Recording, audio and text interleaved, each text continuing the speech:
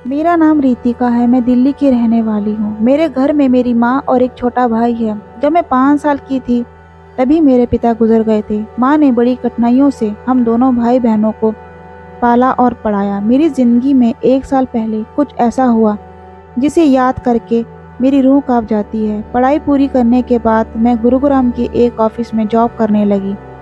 वो बहुत बड़ा ऑफिस था। मेरी यहाँ किसी से ज़्यादा बातचीत नहीं थी। बस ऑफिस की एक मनीषा नाम की लड़की से थोड़ी बहुत बातचीत होती थी। मेरी जिंदगी घर से ऑफिस और ऑफिस से घर के बीच कट रही थी। एक बार मनीषा ने मुझसे कहा आज उसके एक दोस्त का जन्मदिन है। मुझे ऑफिस के बाद एक जन्मदिन पार्टी में चलने को कहा। मेरी मनीषा से कोई खास जान पहचान नहीं थी। मैंने उसे साथ जाने से इनकार कर दिया, मगर वो मुझसे जिद करने लगी। मैं उसके साथ जाने के लिए राजी हो गई। मैंने अपने घर पर अपनी माँ को फ़ोन करके बोला कि मुझे ऑफिस में ज़्यादा काम है, घर आते हुए लेट हो जाएगा। मैं ऑफिस के बाद मनीषा के साथ चली गई। मनीषा ने वहाँ से ऑटो किया। मुझे वो एक बड़े से घर पर ले गई। वो घर बाहर से बहुत आलीशान दिख रहा था। मनीषा ने घर की बेल बजाई। एक आदमी ने दरवाज़ा खोला। हम अंदर चले गए। घर बहुत बड़ा और सुंदर था। वहाँ बहुत शांति थी। मैंने मनीषा से कहा, यहाँ पर हमारे अलावा कोई नहीं दिखाई दे रहा। लग नहीं रहा कि यहाँ पार्टी है। मनीषा ने कहा कि पार्टी शुरू होने में अभी समय है और मेहमान आते ही होंगे। तभी एक नौकर हमारे लिए शरबत लाया। हमने शरबत पिया। मुझे शरबत पीकर चक्कर आने लगे। मैं बेहोश हो गई। जब मेरी आंखें खुली मेरे हाथ पैर बंधे हुए थे। मैं एक कमरे में बंद थी। मनीषा वहाँ नहीं थी। मैं बहुत घबरा गई और चिल्लाने लगी। मेरी आवाज़ सुनकर एक बुजुर्ग पति पत्नी और उनके साथ उनका नौकर कमरे में आए। मैंने रोते हुए उन लोगों से कहा कि तुमने मुझे क्यों बांधा है और मनीषा कहाँ है। तभी वो बुजुर्ग आदमी बोला कि डरो मत, हम तुम्हें नुकसान नहीं पहुंचाएंगे। मेरा एक बेटा है जिसकी मानसिक हालत खराब है। हमने उसकी शादी करवाने की बहुत कोशिश की, मगर उसकी मानसिक हालत खराब होने की वजह से उसकी शादी नहीं होती। मनीषा हमारी पहचान वाली है।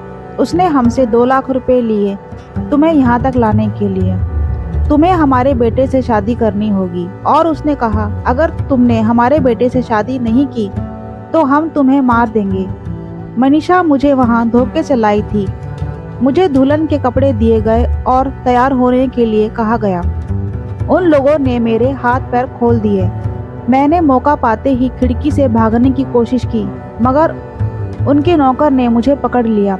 नौकर ने मुझे बालों से पकड़कर बहुत मारा।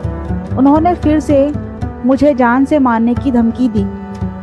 मेरे पास और कोई रास्ता नहीं था। मैं जाकर तैयार हो गई। घर में एक मंडप लगाया हुआ था।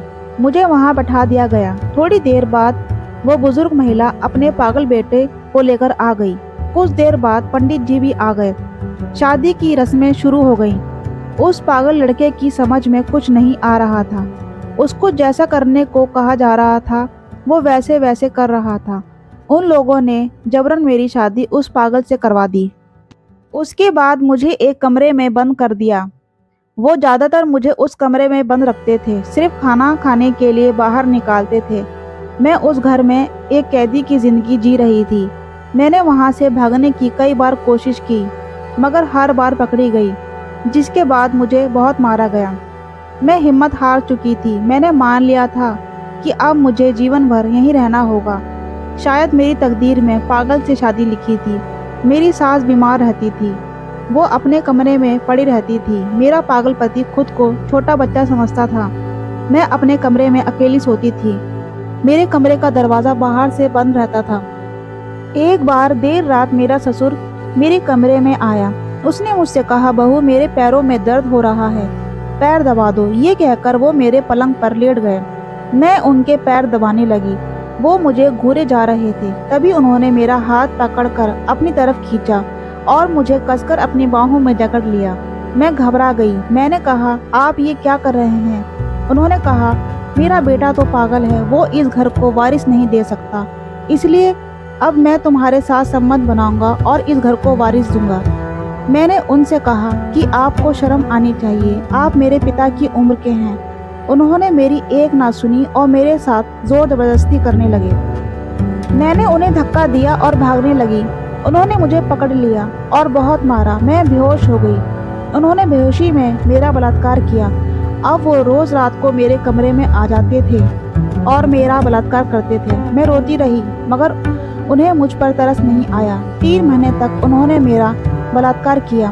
एक दिन जब वो मेरे साथ सो रहे थे, मैंने चुपके से उनका मोबाइल चुरा लिया और अपनी माँ को फ़ोन कर सारी घटना बताई।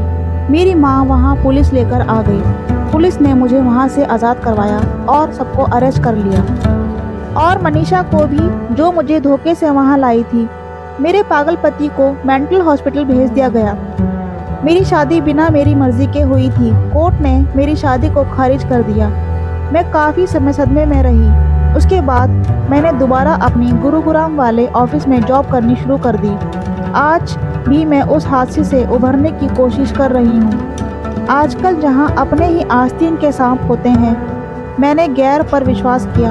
मनीषा को मैं सही से जानती भी नहीं थी, फिर भी बिना सोचे समझे उसके साथ चली गई और मुसीबत में फंस गई। दोस्तों, शक करना अच्छी बात नहीं है, मगर सोच समझकर विश्वास करना चाहिए, क्योंकि दुनिया में भेड़ की खाल में भेड़िए घूम रहे हैं।